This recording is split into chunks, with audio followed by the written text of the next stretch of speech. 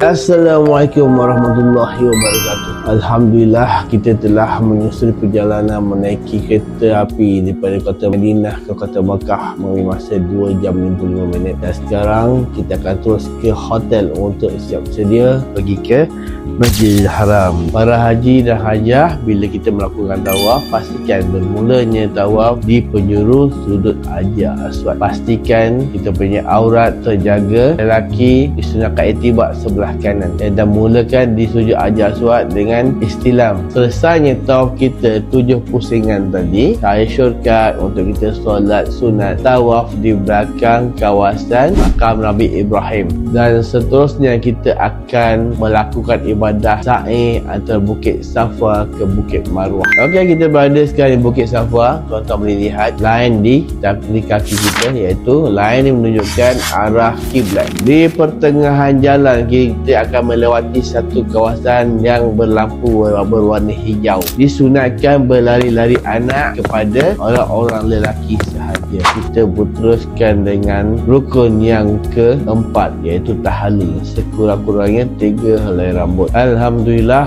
selesailah ibadah umrah kita yang pertama. InsyaAllah esok kita akan teruskan untuk ziarah manasik haji dan boleh berniat untuk kali kedua di Jakarta.